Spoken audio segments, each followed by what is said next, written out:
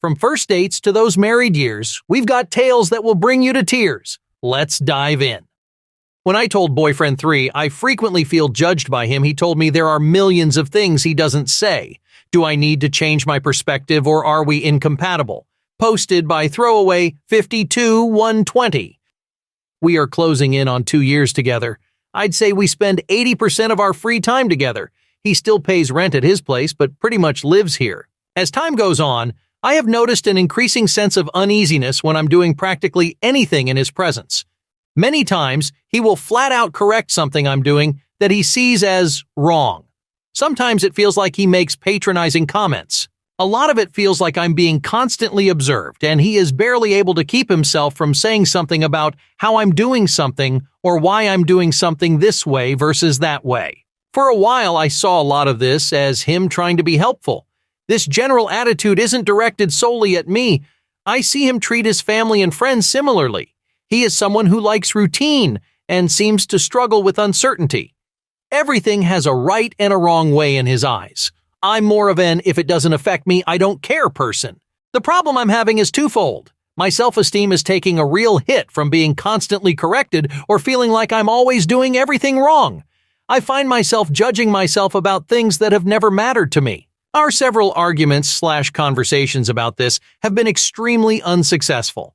When I try to point out specifically what is making me feel judged, he will argue that I'm trying to twist everything into something negative, or that he was just trying to help.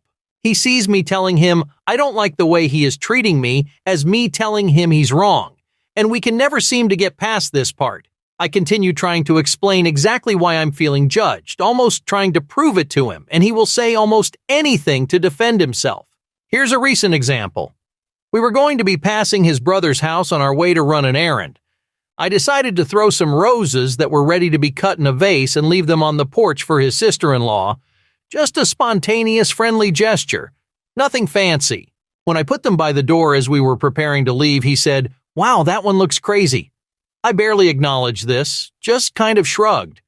"Are you going to put a twine bow on this one?" I recently put an amateur arrangement together for his mom where I did this. I said no. "I think you wrapped the last one too many times. I think if you wrapped it twice, it would look better." His comments got in my head, and I ended up taking them back into the kitchen to rearrange them. He came into the kitchen and pointed out that one of the flowers was falling out. My eyes almost got stuck rolling. A couple of hours later, when it was affecting my mood, I tried to talk to him about how that kind of interference into what I'm doing is what makes me feel like everything I'm doing is scrutinized. I learned he meant crazy as in good. He thought that I didn't like the bow on the last one, so he was just trying to help. I am just trying to fight him and twist everything into being negative. What is sticking with me is the revelation that he sees issues with millions of things about me, but doesn't say anything. I'm worried about being with someone who sees millions of things I do as wrong. Am I viewing someone else's opinion as judgment? Am I seeing this clearly? Am I being too sensitive? A few other examples. Did you get a lot done today? Versus, how was your day? Or did you have a good day? These are the pants you wear when you want to look homeless, referring to a pair of pants that had a few stains I was wearing around the house. I like your hair best when you do big curls with the curling iron, then I like it straight next. And this, while pointing to my naturally wavy curly hair, is when my baby does nothing. I put shorts on out of the dryer that were a little damp around the waistband. Oh no, these shorts are still wet. I don't want you to get sick or mess up your pH balance. Not sure what this even means. I realize I might sound paranoid, and at this point I probably am. Oh honey, welcome to the "My boyfriend is a life coach I never asked for" club. Seriously, this guy sounds like he's auditioning for the next season of America's Next Top Micromanager. I mean, who needs a boyfriend when you can have a live-in critic, right? Now let's be real. You might be a teensy bit paranoid, but girl, I've seen this nitpicking escalate into full-blown emotional Olympics. So you're not entirely off the mark. But right now, it's like you're analyzing every word he says as if it's a line from Shakespeare. To bow or not to bow, that is the question. Look, if he's got millions of issues with you, maybe he should start a blog or something. Call it "The Million Things My Girlfriend Does Wrong," and let him vent to the void.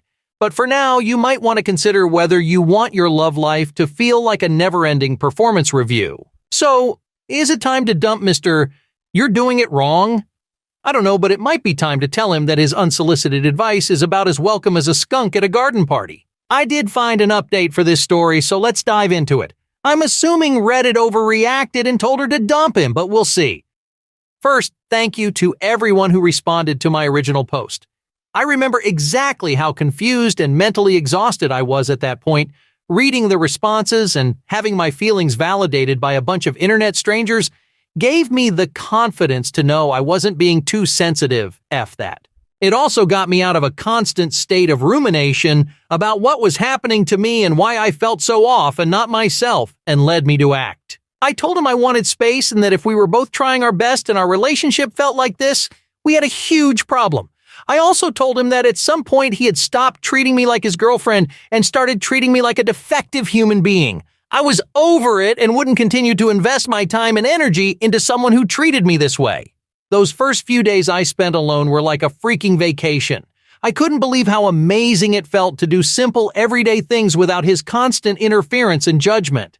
At the same time, I did start to notice some of the things I was blaming him for being critical of me were really areas where I was insecure and being critical of myself. I spent more time over the next few months investing in myself and improving certain areas of my life. Our relationship seemed to improve slightly over the next few months. The micromanaging and criticism really improved, or I thought they improved. He might have just changed tactics. I think he started triangulating and upping the ante with the innocent insults.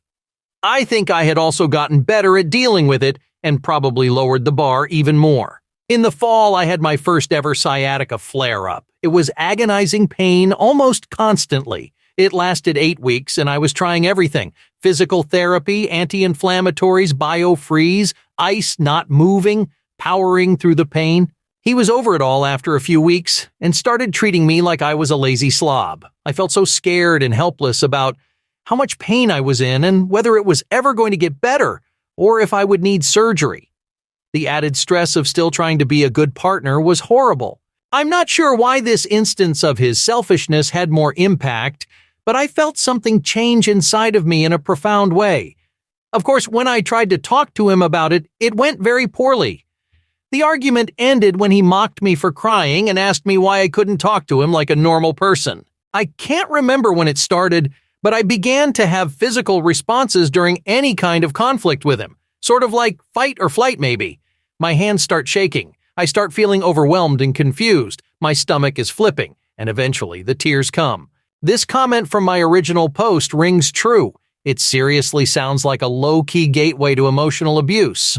I can't imagine his BS only starts and stops at just hacking away at OP's self-worth and then gaslighting her about what's happening. Those people get worse as the relationship goes on, not better. The BS certainly didn't stop there. There were so many instances during our relationship where I felt he had lied to me.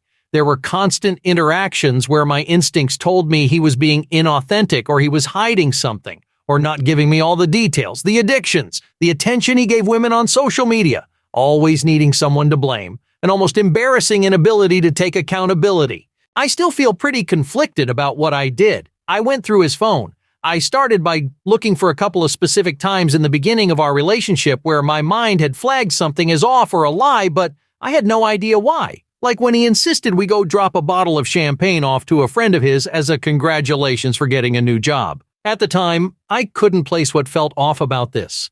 I looked at texts from this specific date, and now I know that we were really there to deliver cocaine. When I was able to confirm what my instincts told me were lies, it was off to the races. It was all pretty bad. He was on Tinder for the first 6 months we were together, Bumble for 9, and Plenty of Fish for 11. All texts with other women deleted. Secret drug use. It's hard to even remember everything, but I tried to just confirm what I had felt to be lies. There is definitely a ton of anger and sadness, but more than anything else, I felt relief. Everything my instincts have been telling me since the beginning has been accurate, and I have been fighting a losing battle against them. It felt freeing. Why have I continued this relationship despite my instincts for 2.5 years and endless stress and chaos? My hair has been thinning since the 3-month mark in our relationship. I've had brain fog and memory problems despite being known for my iron trap memory. Sleeping issues, weight fluctuations, my body has been physically rejecting this relationship. Somehow I either couldn't admit that it was him or I was really that out of it. I'm starting to try and unwind it all in therapy. I've had 3 sessions so far and am scheduled weekly for the foreseeable future. What I have learned so far is that I was taught not to trust my feelings as a child by my dad, who is very likely a narcissist. I'm really excited to work on my toxic patterns and behaviors in therapy and make the relationship I have with myself better and my priority. We have been living in separate bedrooms for a couple of weeks. The initial confrontation was horrible, and I hurled some really rough insults and names at him. A few weeks ago, I was thinking that I would have a final discussion about why we were breaking up and the logistics of him moving out, etc. It still almost felt like I was going to have to convince him that this was a good enough reason to break up. After a deadline for work is over in the next couple of days, I'm going to tell him the relationship is over because I want it to be. And I do. I'm going to offer to pay for movers, so I have an exact date he will be gone. I am nervous about his reaction and scared of what he might say to hurt me, but I've never been more certain I'm making the right decision, so I know I'll be able to handle whatever happens. Again, thank you endlessly to anyone who took the time to comment on my original post or reached out. I felt seen and heard that day in a way that woke me up and nudged me to really start paying attention and stop turning everything inward. Hey, wait, as always, don't forget to like, share, and subscribe, and let me know what you would have done if you were in this situation down in the comments below. Anyways, stay safe out there in that crazy world. Much love, peace.